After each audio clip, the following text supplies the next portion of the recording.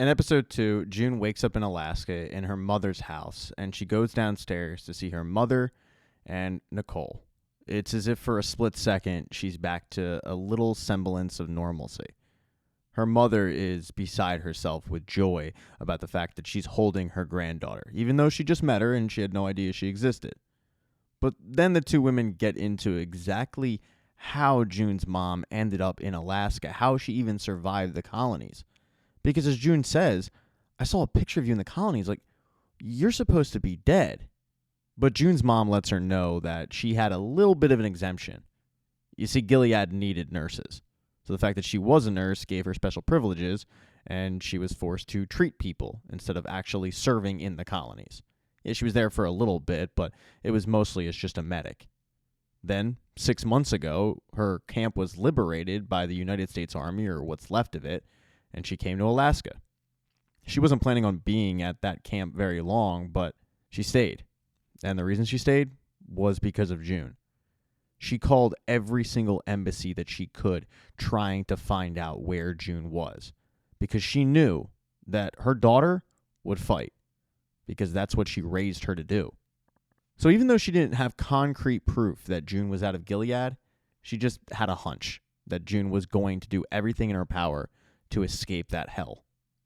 But tracking down June wasn't easy, because at these camps, you only have a finite amount of time to make a phone call. It's basically like 5 minutes a week. So June's mom would use that 5 minutes a week to really, really try and search. But she would call, she wouldn't get answers. When she did get answers, they didn't know anything. But the one thing she wasn't about to do was go to the other state left in the United States, which would be Hawaii, because that would be even harder for June to get to. She figured that after a while, if she just stayed put, maybe her daughter would find her, which is exactly what happened. They then get into a quick update about Hannah and what's going on with her, or at least everything that June knows. The big thing that June tells her mother is that she's gotten really close to getting Hannah out, but she's not done fighting. What really crushes June, though, is the fact that the last time she saw Hannah didn't remember her. The mother and daughter embrace in a hug, and Holly just says aloud, "Man, you really are tough." Now that June has found her mother, the big thing for her is getting in touch with Luke. And the good news for Luke is Mark was able to free him from jail. The bad news for Luke is he wasn't able to expedite the hearing. And it's probably going to take about 3 to 4 months for that to happen, which doesn't sit well with Luke. In Luke's opinion, he did nothing wrong. He was defending his wife who was run over by a truck. But to the Canadian government, he's just a refugee who broke the law. Luke is dead set on doing one thing: getting Hannah back. He tells Mark, "Do you know what they do to girls? Do you have any idea?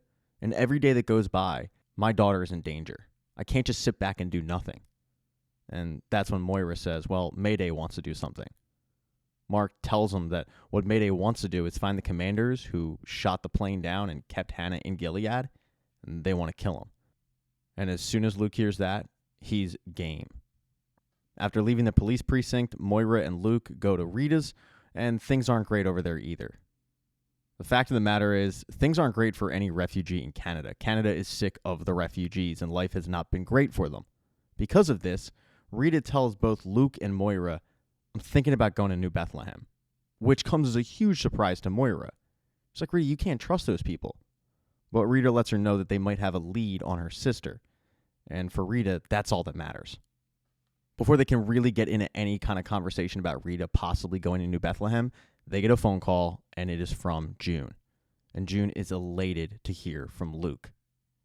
Now, before Luke picked up the phone, he did tell both Rita and Moira, don't tell her anything about Mayday, because Luke and Moira are planning on joining the cause. Now, for this particular phone call, it's just a happy phone call. June puts Holly on the phone so she could say hello to Luke, who is shocked that she's alive. And then they get into the whole train ride about how Serena was on the train. Even though she has no idea what happened to Serena, you can kind of tell from her voice that she is concerned. Luke then gives her an update on the fact that he's going to have to wait about 3 to 4 months for a hearing, and then they say goodbye. She's going to try to contact them as much as possible. Now, fast forward 2 months, and she's having trouble contacting Luke. Every single time she picks up the phone to call him, she's not getting an answer, and she's starting to get concerned. Finally, she decides not to call Luke, but to call Mark, who lets her know that Luke and Moira decided to join Mayday. They didn't want to tell her. June Osborne is not about to sit on the sidelines and let her husband and her best friend join a cause on her behalf and not be a part of it. She needs to go back and join the fight. And Mark told her there's one big, big way that she can help. It's by contacting Nick. Because Nick had a meeting with Mark where Mark gave him a cell phone. He wanted some troop movements and locations of eyes and commanders. But since that initial meeting, Nick has gone AWOL. Mark can't get a hold of him. And he knows that Nick will take a phone call from June. So when June heads back to her mom's place, she lets her mom know that she's got to go fight this Mayday cause. And her mom is like, what are you talking? No, you can't leave. You're not built for that. But June lets her mom know, yeah, I've done some things. June quickly explains to her mom that there's a commander that only will talk to her, and her mom is able to figure out that it must be Nicole's father. This then sparks a conversation about how Nick is different from other commanders, and Holly just doesn't believe that. Because Holly had to treat these people and was around them so much, she figures that they're all the same. But June tells her, no, he's different. This was different. He will take my phone call. And it sparks a very, very big debate. Not only about June leaving, but about June leaving and bringing Nicole along with her.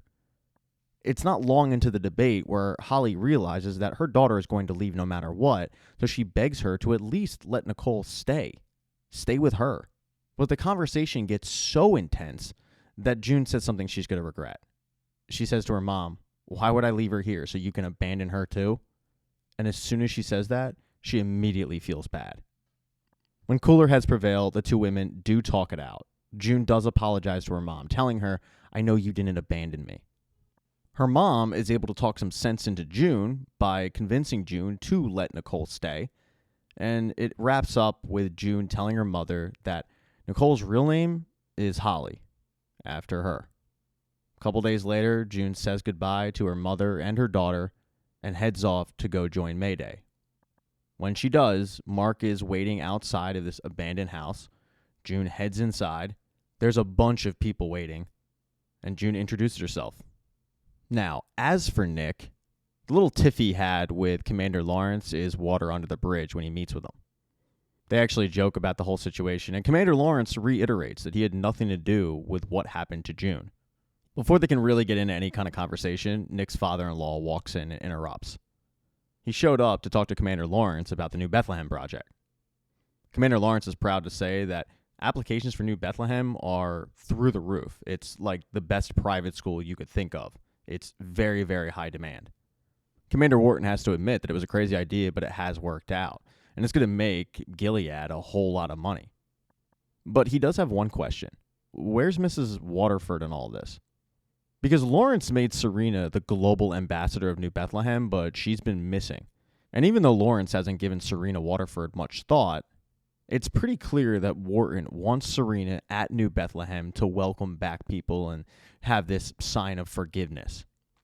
That's going to cause Joseph to try to track down Serena. He knows what happened with the Wheelers. He knows that they tried to control her. He knows that she escaped. But he also knows that if given time, he will be able to find out exactly where she landed on her feet. This is around the time where Nick had that meeting with Mark. But when he returned home, he and Commander Wharton had a little bit of a heart-to-heart where Commander Wharton let Nick know that because he never really had a father figure in his life, he's allowed men to control him like a puppet. He gets through to Nick by saying, every decision you make from now on, you have to think about that's a reflection to your son, about the man that its father is. This really hit home with Nick. He felt like maybe Mark was playing him. So he pulled out that cell phone and he tore up the SIM card and threw it in the fire. And that is the reason why Mark couldn't get in a hold of Nick.